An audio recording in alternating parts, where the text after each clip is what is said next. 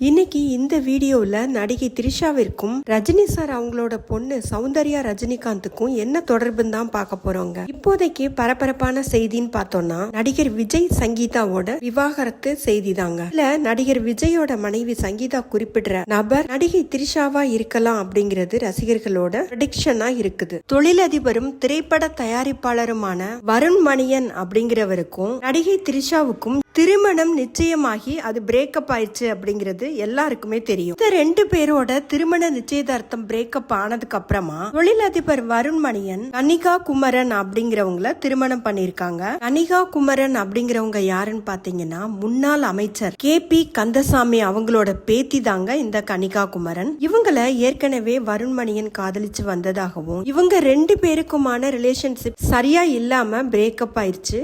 அதுக்கப்புறம் தான் வருண் மணியன் நடிகை த்ரிஷாவை நிச்சயம் பண்றாங்க அப்படின்னு ஒரு செய்தி இருக்குதுங்க. இப்போ நடிகை த்ரிஷாவுக்கும் வருண் மணியனுக்கும் பிரேக்கப் ஆனதுனால தான் காதலிச்ச கனிகா குமரனை திருமணம் பண்ணிக்கிறதுக்காக கேட்க போகும்போது கனிகா குமரனுக்கும் விசாகன் வணங்காமுடி அப்படிங்கிறவருக்கும் ஏற்கனவே திருமணம் நடந்து முடிஞ்சிருச்சுங்க. ஆனா இந்த திருமணமும் பிரேக்கப் ஆயிடுச்சுங்க. இப்போ வருண் மணியன் கனிகா குமரனை கல்யாணம் பண்ணிக்கிட்டாங்க. கனிகா குமரனின் 2வது ஹஸ்பண்ட் தான் வருண் மணியன். இவங்களோட எக்ஸ் ஹஸ்பண்ட் விசாகன் வணங்காமுடிய தான் இப்போ ரஜினிகாந்த் சாரோட பொண்ணு சௌந்தர்யா ரஜினிகாந்த் 2வதா கல்யாணம் பண்ணிருக்காங்க.